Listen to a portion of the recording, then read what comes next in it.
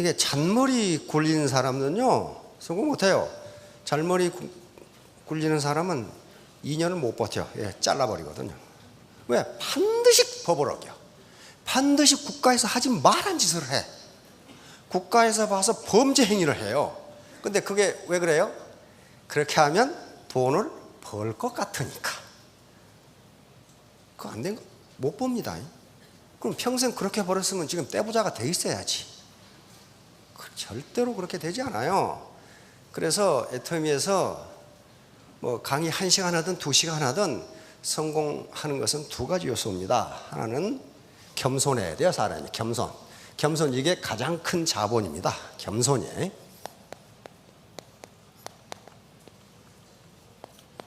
겸손이에요. 겸손. 예, 겸손. 여기 또 외국인들이 와 계시니까 휴밀리티. 휴밀리티입니다. 겸손. 겸손은 자본입니다.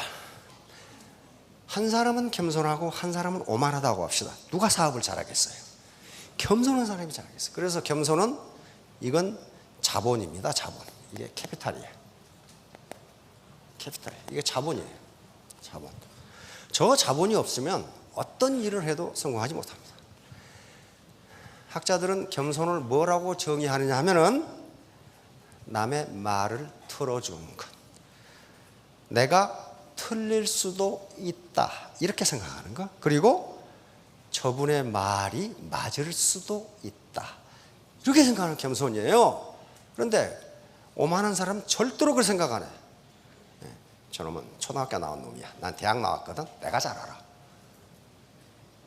근데 오만한 우리 친구들 좀 많은 사람 많아요. 오만한 사람이 제일 싫어하는 놈이 오만한 놈이야. 오만한 사람이 제일 좋아하는 사람이 겸손한 사람이에요. 그거 이상하더라고. 그거 이상해. 요것만 가지고 되는 게 아니고 겸손하게 가만히 앉아있으면 성공하는 게 아닙니다. 그것은 이웃집에 마음씨 좋은 할아버지야. 얼마나 인자하고 겸손해요. 근데 그렇다고 해서 사업에 성공하네? 안 돼요. 예, 반드시 열정이 있어야 됩니다. 열정. 예, 열정이 있어야 된단 말이에요. 열정이 있어야 돼. 예, 패션이 있어야 돼. 예, 이게 가장 기본적인 겁니다. 겸손하고 그 겸손한 가운데 열정.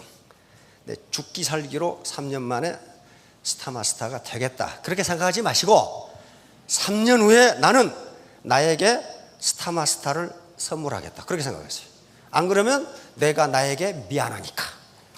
예?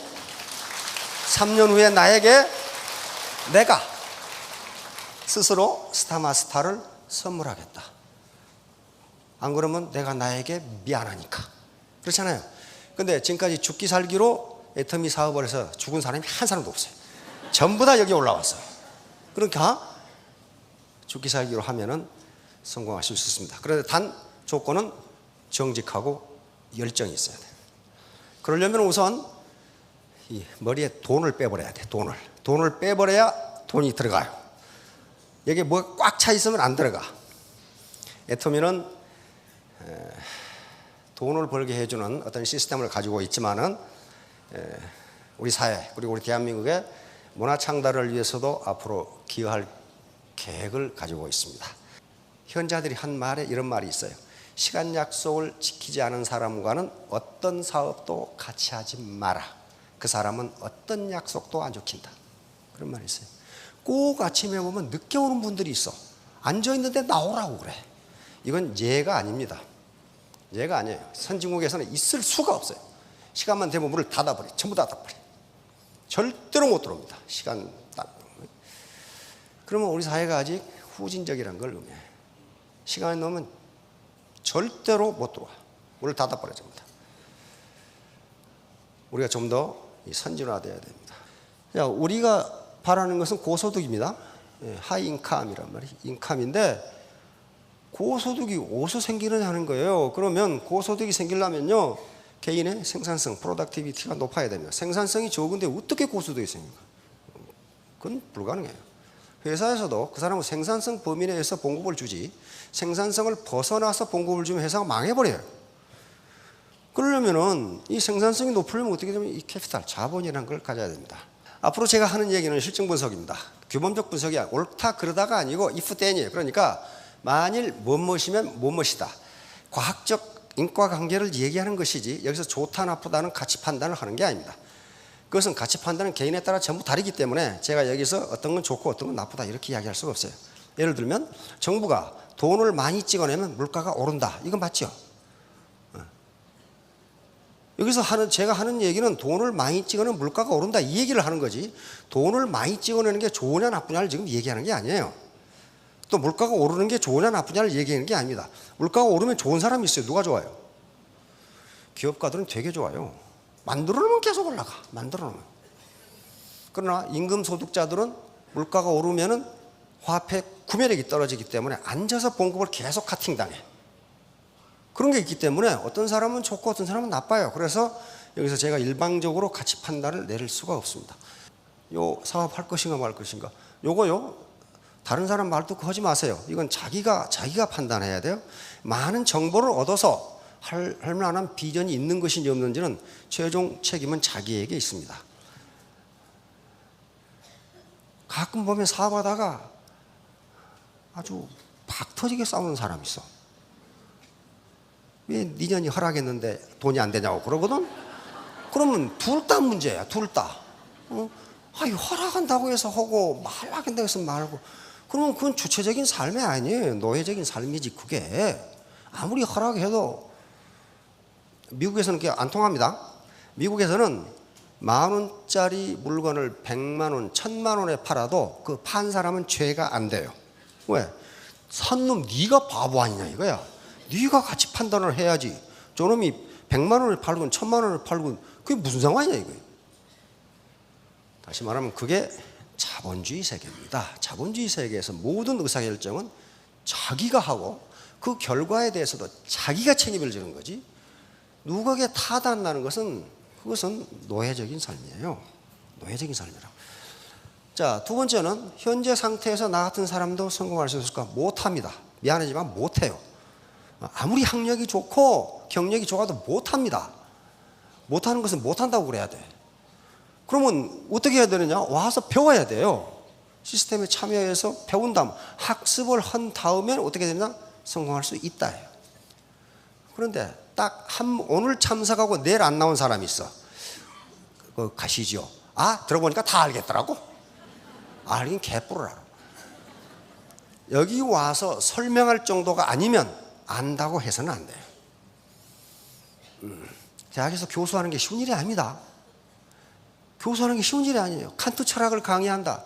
그 내용 알아가지고 되는 게 아니에요. 칸트 자체를 알아야 돼요. 그러니까 여기서 무슨 이 제품 설명하고 치약 다 알겠던데 뭐 안다고 하는데 또 그 사람은 사업 못해. 안 해. 왜? 안다고 하는데 모르거든. 그래서 그러고 나서는 다 할 수 있어요.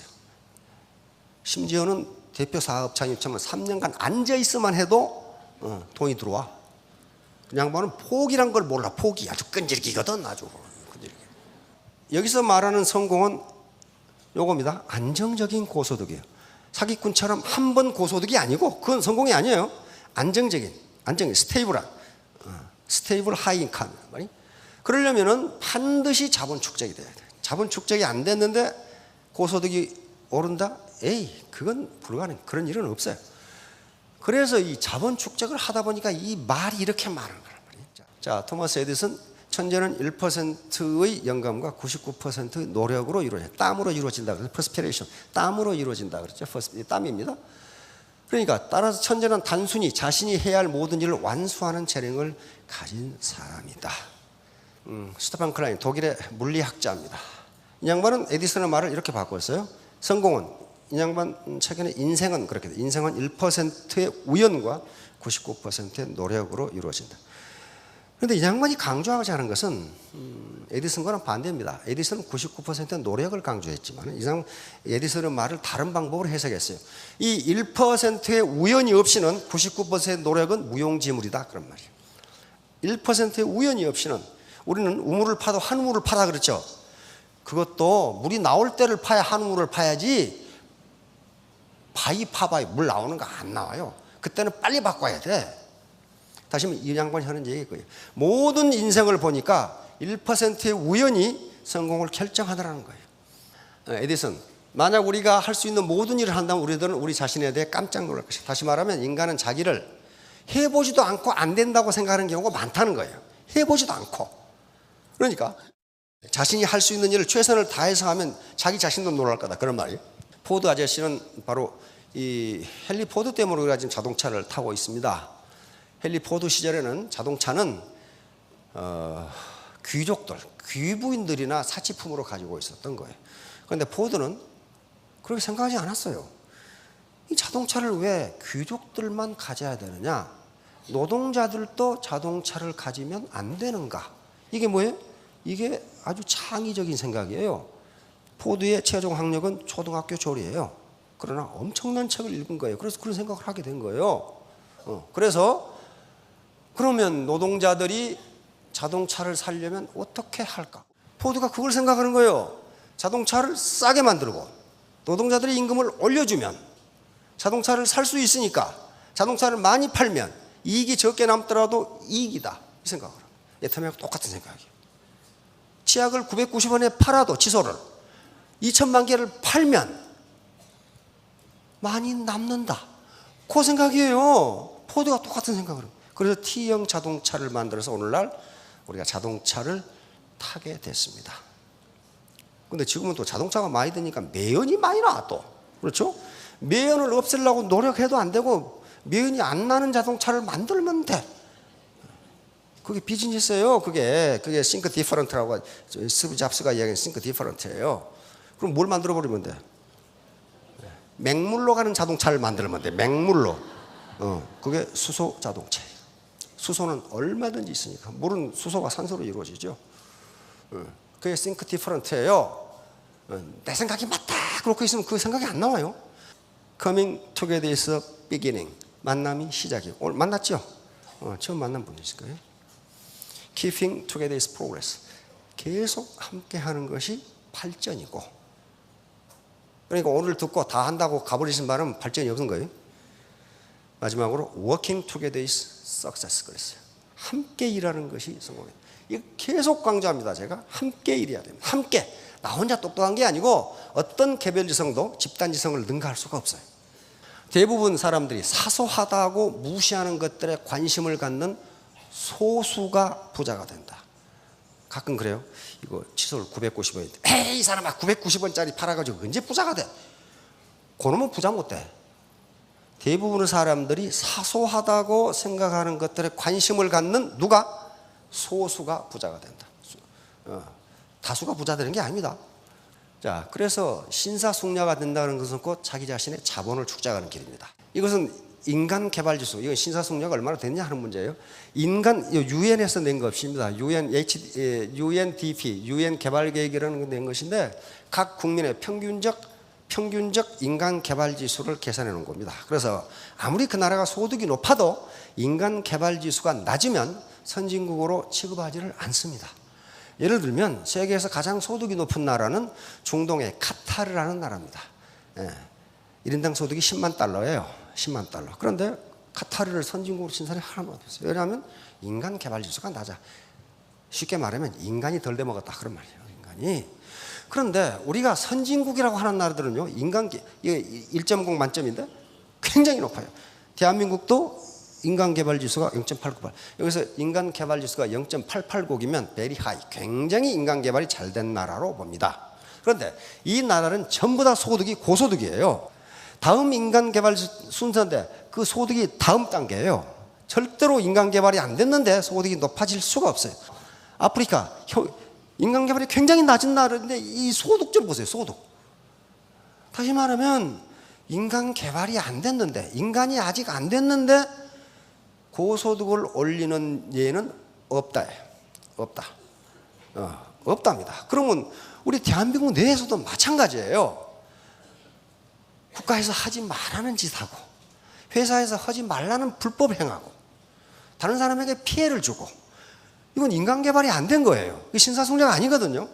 그런 사람이 성공한 예는 없답니다. 자, 근데 문제는 나예요. 우리 대한민국은 세계 최고의 인간 개발 지수를 가지고 있습니다. 국민 평균은 이렇게 높아요. 그러면 평균이 문제가 아니에요. 나는 어떠냐, 나. 사회 평균 레벨이 워낙 높아. 워낙 높으니까 그 이상 튀어 올라가지 않으면요, 그 사회에서 어퍼클래스에 올라갈 수가 없어요. 그래서 우리가 더욱더 노력을 해야 된다는 거예요. 자, 경제사의 핵심 문제. 요 핵심 문제인데 우리는 자본주의 시장 경제입니다. 자본주의 시장 경제. 자본주의 시장 경제이기 때문에 뭐가 기초라는 거예요?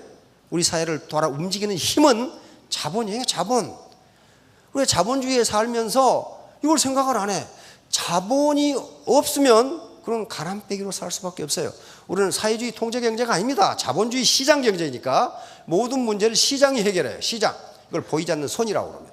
시장이 해결하는데 그 시장은 자본의 생산성, 프로덕티비티를 가지고 소득을 분배합니다. 소득을 분배해요. 그러니까 자본을 많이 가진 자는 소득이 많게 돼 있어요. 자본을 적게 가진 자는 소득이 적게 돼 있어요. 이게 왜? 자본주의이기 때문에. 자본주의. 그렇다면 이 자본주의에서 높은 소득을 올리려면 결국 프로덕티비티, 생산성이 높아야 되고, 그러려면 자본을 가져야 돼요. 자본이 구체적으로 뭔가 하나하나 봅시다. 자, 문전옥답하고 천수답. 그 문전옥답이 비싸다는 거 다 아시죠? 그건 왜 그래요? 생산성이 높습니다. 단위 면적당 생산성이 높기 때문에, 그것은 프로덕티비티가 높기 때문에 가격이 높게 돼 있어요. 자, 김연아하고 보통 여자 모델. 김연아가 훨씬 높아요. 김연아는 뭘 가지고 있어요? 자본을 가지고 있어요. 그 몸 자체 내에 자본을 가지고 있는 거예요. 그 자본은 어디서 왔어요? 노력에서 나왔습니다. 노력에서 나왔어요. 김연아가 가지고 있는 세계 피겨 여왕이라는, 피겨 스케이팅 1위라는 자본을 가지고 있어요. 자본을 가지고 있어요. 그런데 김연아 인터뷰를 보면 그렇게 돼 있어요. 내 인생의 90%는 고난이었다. 그렇게 돼 있어. 고난이었다. 이거 뺑 돌면서 10,000번 돌았는데 3,000번 넘어졌다.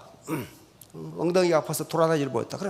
그러나 그 90%의 고난이 현재 나의 영광을 가져왔다. 생산성이 높기 때문에, 즉 10억을 주고 모델을 해도 그 회사 사장이 바보가 아닙니다. 10억 이상 팔리니까, 더 팔리니까 모델을 쓴단 말이에요. 자본은 쉽게 말하면 늘 얘기했지만 인간이 만들어낸 생산수단을 자본이라고 합니다. 이게 마이크가 자본이고, 여기에 자본이고, 이 칠판이 자본입니다. 자본과 노동이 결합하면 생산성이 올라가도록 되어 있습니다. 자, 요 아줌마는 낫이라는 자본과 노동이 결합해서 생산을 하고 있어요. 생산 활동을 하고 있어요. 그럼 어때요? 요 아저씨는 예촉이라는 것과 노동이 결합해서 생산 활동을 하고 있는데 어때요? 생산성이 누가 높아요? 이 아저씨는 다 뱄는데 아줌마는 이제 1m 뱄어, 이거. 다시 말하면 자본 집약도, 얼마나 자본 축적이 되어 있냐에 따라서 생산성은 엄청난 차이가 납니다. 마찬가지죠. 누가 힘들어? 요 아저씨가 힘들어. 사비라는 자본과 결합해서, 포크레인은 자본과 결합해서. 이 아저씨는 담배 피면서도 한 200배 일을 해버려. 200배. 그러면 임금이 어떻게 돼? 임금이 200배가 돼요. 생산성이 높잖아요. 바로 그래서 우리 삶의 과정은 자본의 축적 과정입니다. 유치원 다니면서부터 노래를 배우고 글자를 배우고 숫자를 배우고, 이게 인프라스트럭처, 인프라, 이 내 자본을 증진시킬 수 있는 인프라를 구축하는 기관입니다. 그래서 오늘날 선진사회를 평생학습 조직이라고 이야기해요. 평생 배우는 거예요. 평생. 이 자세를 가진 사람이야만 겸손하다고 할 수 있습니다. 평생 배운다. 평생. 자, 이게 명쾌하게 나와 있어요. 요놈은 자본이 이 정도고 요놈 가지고 있어. 여기다 덤벼봐요. 어떻게 되나 이게. 살아남지 못합니다. 자본이 적은 사람이 자본이 많은 사람과 대항해서 견뎌내지를 못해요. 견뎌내지를 못합니다. 똑같은 물적 자본이라도 마찬가지. 요 미국에 있는 그림입니다. 미국 사람들이 그러는 거예요. 요 사람은 캐딜락에다 아버지를 태우고 달리는데, 요 대학 졸업생은 리아카에다 늙은 부모를 태우고 요놈하고 경주하겠다고 나섰어. 어떻게 되겠냐 이 말이야 이게. 자본을 가진 자와 못 가진 자를 미국인들은 이렇게 표현했습니다. 자, 스마트폰 마찬가지. 모토로라 스마트폰, 그 다음 모바일 스마트폰을 가지고 있으면요 사업하기가 훨씬 좋아요. 훨씬 좋습니다. 공짜로 카카오톡 날릴 수 있죠. 시간 낭비죄. 이건 빠삐용이라는 영화입니다. 빠삐용. 지금 유튜브에 있으니까 굉장히 재밌어요. 왜냐하면 빠삐용이 평생을 감옥에서 탈출하기 위한 노력을 그린 영화죠. 요 스티브 맥키너하고 더스틴 호프만이 나오는. 근데 빠삐용은 저 프랑스 이 외딴섬 조지아 세인트 존스 섬에 거기 들어가면 죽어서 나와야 되는데 거기서 탈출하기 위해서 지금 독방에 가두어가지고 있는데 탈출하려면 체력이 있어야 되니까 밥은 국물밖에 안 주기 때문에 바닥에 있는 바퀴하고 지네를 잡아먹는 장면이에요. 그렇게 해서 그래서 체력을 보강하기 위해서 탈출하는 거예요. 그런데 꿈에 여기 침대에서 자는데 꿈에 이게 나타났어요. 12사도가 재판정으로 불렀어요. 사막에서. 근데 빠삐용은 자기는 죄가 없어. 포주를 죽였다는 죄로 여기 지금 잡혀왔거든. 근데 자기는 포주로 안 죽였다 이거야. 안 죽인 게 사실이에요. 그런데 여기서 재판장에 그러면서 나는 죄가 없다. 무죄다. 왜? 내가 포주를 죽이지 않았다. 이렇게 주고. 근데 재판장이 뭐라고 그래요? 너는 포주를 죽이지 않았을 수도 있다. 그러나 그보다 더 무거운 죄를 지었다. 시간 낭비죄. 젊어서 이 자식아 공부 안 하고 왜 그 사창가에 왔다 갔다 했냐 이게. 왜 이 시간 낭비를 했냐는 거예요. 그러면서 스티브 맥킨이 돌아 나오면서 I'm guilty 하고 나옵니다. 나는 죽을 죄를 지었다. 왜? 인생을 낭비한 죄, 시간을 낭비한 죄. 그러니까 지금까지 자본 축적이 안 돼 있다면은 그것은 신은 우리에게 부자든 가난한 사람은 아주 공평하게 준 것이 시간입니다. 하루 24시간 줬어요. 그런데 너는 그동안 뭐 했느냐? 그게 이 영화의 아주 핵심이에요. 너는 뭐 했느냐 이게 그동안에. 19세기 말에서 20세기 초에 세계 최고 지식인입니다. 지성인입니다. 바로 막스 베버라는 사람인데 이 사람이 프로테스탄트 윤리와 자본주의 정신에 이걸 다시 언급합니다. 인생의 죄 중에서 가장 큰 죄는 시간 낭비죄다. 그러면 그 결과는 누가 책임지느냐? 개인이 책임져야 된다는 거예요. 톨스토이라는 사람이 있어요. 톨스토이. 자, 톨스토이 인생론이라는 책이 있습니다. 365일을 다 적어놨어요. 몇 월 며칠 이렇게 해서. 여기 보면 당신에게 가장 중요한 때는 언제인가? 언제라고 그랬어요? 현재. 예, 현재. 현재가 가장 중요해요. 과거 생각해도 소용없고 미래 생각해도 소용없다. 현재가 합해서 인생이 된다는 거예요. 근데 현재라는 시간이 있다고 그랬어요? 없다고 그랬어요? 예, 현재라는 시간은 없어요. 존재하지 않습니다. 0.1초 전은 과거예요. 0.1초 후는 미래입니다. 그럼 현재는 0이에요. 예, 현재라는 시간은 제로입니다. 그래서 그러니까 찰나지요. 찰나가 합해져서 인생이 되니까 현재 시간이 가장 중요하다. 현재 시간이 가장 중요하다. 자, 그 다음에 당신에게 가장 중요한 일은 무엇인가? 현재 당신이 하고 있는 일이 가장 중요하다. 톨스토이 인생론에 있습니다. 그러니까 저에게 있어서 가장 중요한 일은 현재 강의를 하는 일이고 우리 사장님들 입장에서 가장 중요한 일은 현재 강의를 듣는 일이에요. 이것보다 더 중요한 일이 없어. 당신에게 가장 중요한 사람은 누구인가? 바로 당신이 현재 만나고 있는 사람, 그 사람이 가장 중요한. 이게 톨스토이의 이야기입니다. 톨스토이는 또 그런 얘기를 또 있어요. 이 시간이라는 게 현재라는 게 아주 짧은 찰나다. 바로 시간 낭비죄의 형벌은 무지와 빈곤, 부자유. 요건 개인이 책임져야 돼. 무지 인간이. 현자들은 이야기합니다. 인간은 무지하게 태어났지만 멍청하게 태어나지는 않았다. 따라서 살아가는 과정에서 유지하게 된다. 근데 그걸 시간을 낭비해버리면 어떻게 돼요? 멍청하게 태어나지 않았는데 시간을 낭비해버리면 끝까지 무시간 사람으로 남게 된다. 그래서 부자유가 오고 빈곤이 따라온다는 거예요. 네, 영화 사관과 신사라는 리차드 기어가 나오는 지금도 리차드 기어 굉장히 멋있어요. 나이 들었는데도 굉장히 멋있어. 이 영화는 바로 무슨 얘기? 사관 오피서 장교입니다. 신사. 장교가 되어가면서 인간이 어떻게 신사가 되어가는 걸 그린 영화가 사관과 신사입니다. 그러니까 두 사람이 아니고 한 사람이에요. 리차드 기어라는 이게 아주 불행한 가정에서 자라서 인간을 못 믿고 자기밖에 몰라. 자기 이속만 챙기려고 그래. 그런데 강한 훈련을 사관학교에서 받아가면서 신사가 되어가는 과정을 그리는 겁니다. 그러니까 애터미라는 과정도 그렇게 돼 있어요. 굉장히 힘들어. 그리고 판매사 되기 쉬운 일 아닙니다. 그래서 결국은 마지막 이렇게 힘들게 훈련을 받아가지고 장교로 임관하면서 생도생활 중에 사귀었던 여자를 차버렸는데 마지막에 장교는 또 신사는 자기 언행에 대해서 책임을 지는 사람이에요. 그러니까 스폰서가 내가 당신하고 동반 성공할게, 당신을 성공시켜줄게 했으면 그걸 실행하는 사람이 숙녀예요. 신사고. 그런데 자기 주머니 채우기 바쁘다면 그건 거짓말쟁이지. 신사 숙녀가 아니에요. 그래서 바로 신사 숙녀의 품격, 요게 자본이에요. 요게. 따라서 신사 숙녀에게서 나오는 것은 뭐냐면 매력입니다. 매력이에요. 매력은 얼굴만 이쁘다고 되는 게 아닙니다. 자, 바로 애터미 하다 보면 이렇게 해요. 전부 거절이야, 거절. 10명 이야기하면 그 중에 9명은 거절이야. 이게 훈련 과정이라고 생각하시면 됩니다. 그러니까 판매사 되기가 그렇게 힘드는데 그 과정이 판매사에서 끝나면은 그렇게 할 필요 없어요. 그렇죠? 그러나 로얄까지 가야 된다고 그 훈련 과정이라고 생각하시면 됩니다. 그래서 우리 애터미 직급은 군대 계급 체계로 돼 있어요. 세일즈 마스터가 되면 이제 이건 사관생도라고 봅니다. 그래서 졸업하면 다이아몬드 유관장교가 되는 거죠. 그 다음에 샤로이죠. 이건 연관장교입니다. 무궁화라는 얘기예요. 샤로는. 그리고 그 위에 스타, 그리고 로얄이 있고 그 다음에 임페리아 있습니다. 여기서부터는 전부 다 로얄 패밀리입니다. 자, 그러면 어떻게 했어요? 이 공자가 제나라라는 나라에 갔을 때 이때 공자의 나이가 35세라고 공자 가어에는 적어져 있습니다. 35세 때 이미 공자는 유명하게 됐다는 걸 알 수가 있어요. 일국의 왕이 공자를 불러가지고 정치가 뭡니까? 이렇게 물어봤단 말이에요. 그러니까 공자는 아주 길이 남을 명언을 여기서 합니다. 군군 신신 부부 자자. 그렇게 앞에 군은 명사고 뒤에 군은 형용 동사입니다. 임금이 임금답고 신하가 신하답고 아버지가 아버지답고 아들이 아들다우면 정치는 잘 됩니다. 그 말이에요. 그러니까 로얄이 로얄답고 스타가 스타답고 샤론이 샤론답고 다이아몬드가 다이아몬드다우면 그 라인은 성공합니다. 그런 얘기를 지금 하고 있는 거예요.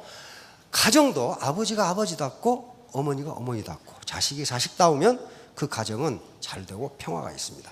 자, 생산이란 무엇인가? 이제 생산이 나오죠. 생산은 생산, 소득은 생산 과정에 참여한 사람들에게 배부되는 부가가치입니다. 그래서 생산 과정에 참여해야 소득이 나와요. 아무것도 안 하는데 소득이 나온다? 그것은 사회적 약자들에게 사회나 또는 개인이나 국가가 제공하는 이전 소득, 트랜스퍼 인컴 외에는 없습니다. 아무것도 안 하는데 준다. 그런 것은 우리가 민주국가니까 있어요. 그러나 생산 과정에 참여하는 사람에게만 소득이 따랐습니다. 그러면 애터미 사업을 해서 돈을 번다. 그 말은 무슨 말이에요? 생산활동을 하고 있다. 그런 말. 생산활동을 하고 있기 때문에 그 생산의 생산성, 프로덕티비티, 얼마나 생산을 유효하게 하느냐에 따라서 소득의 수준이 결정됩니다. 그러면 이 경제학에서 말하는 생산은 무엇이냐? 생산은 이거예요. 인간의 효용을 증대시키는 모든 행위, 이걸 생산이라고 정의합니다. 이 생산을 어떻게 정의하느냐에 따라서 그 나라의 체제가 달라집니다. 우리 자본주의 시장 경제 체제에서는 생산을 인간의 효용을 증대시키는 모든 행위. 그래서 이 행위는 어떻게 되겠어요? GDP, 국민소득에 포함됩니다. 자, 그 다음에 생산은 세 가지로 나눕니다. 자연으로부터 재화를 채취하는 행위. 자연으로부터 재화를 채취하는 행위. 뭐가 있어요? 농사가 있죠? 고기 잡는 거 있죠? 고기 자기가 어부가 만들었어요? 안 만들었어요. 자연에 있는 것을 채취하는 것도 생산이라고 보는 겁니다. 두 번째는 기존의 재화를 변형하고 개조하고 가공해서 새로운 재화를 만드는 것도 생산입니다. 이게 제조업이에요. 나무로 책상을 만든다. 그건 나무예요. 나무인데 그걸 개조, 변형, 가공해서 새로운 재화, 책상이라는 걸 만들었기 때문에 거기서 나오는 부가가치, 이게 생산입니다. 다음 세 번째 생산이 가장 중요한데요. 이게 서비스예요. 서비스를 창출하는 행위. 이게 워낙 광범위합니다. 그래서 우리는 뭐 하고 있어요 지금? 서비스 창출행위예요. 서비스 창출행. 내가 정보를 전달해주고 이게 싸고 좋은 물건이 있다. 그 서비스 창출이거든요. 그 생산활동을 지금 하고 있는 거예요. 그 대가로 돈을 버는 거지. 돈 놓고 돈 먹기가 아니에요. 우리 산업구조입니다. 대한민국의 산업이 지금 어떻게 되어 있는가? 이건 GDP를 기준으로 한 거, 이건 고용을 기준으로 한 겁니다. 자, 1963년에 우리나라 국민 10명 중에 100명 중에 63명은 누구였다? 농부였어요. 농부. 그래 전부 다 농부의 아들이야. 농부의 손자고. 그러다가 사람이 발전하면 어떻게 됩니까? 농업은 점점 줄어들고 광공업은 일정 수준 올라갔다가 그대로 가만히 있는데 여기 어떻게 서비스업 어떻게 돼요? 현재 우리나라 노동자의 77%가 서비스업에 종사합니다. 여기가 서비스업의 분야가 엄청나게 많고 그 다음에 1차 산업과 2차 산업은요 포화 상태에 이르는 경우가 많아요. 이거 욕망의 포화 상태라 그래. 자, 바로 생산 요소, 토지, 자본, 노동인데 우리가 가진 건 노동입니다. 이건 노동인데 여기 문제가 토지는 항상 경제학 이 세 가지가 없으면 생산이 이루어지지 않습니다. 지금도 이 세 가지는 반드시 있어야 세 가지가 이루어져요. 생산이 이루어집니다. 그런데 이 자본이 문제란 말이에요. 이 자본이 과거에는 인간이 만들어낸 생산 수단, 이것만 자본이라고 봤는데 그렇지 않아요. 현대 지식정보화 시대에 들어오면서 온갖 게 자본으로 전부 다 정의가 됩니다. 그게 우리 서민에게는 퍽 다행입니다. 퍽 다행이에요. 물적 자본, 다시 말하면 경제 자본이 없더라도 무형 자본, 눈에 보이지 않는 자본 가지고도 생산성을 발휘할 수 있다. 이런 말. 그런데 유형 자본이 똑같다고 해서 생산성이 같은 게 아닙니다. 그것을 움직이는 그 유형 자본을 운영하는 사람에게 어느 정도 자본이 있냐에 따라서 생산성은 엄청난 차이가 나옵니다. 자, 여러분 그렇게 생각하십시오. 3년 후에 나는 나에게 스타마스터를 선사하겠다. 안 그러면 내가 나에게 미안하니까. 여러분 모두 성공하시기 바랍니다. 감사합니다.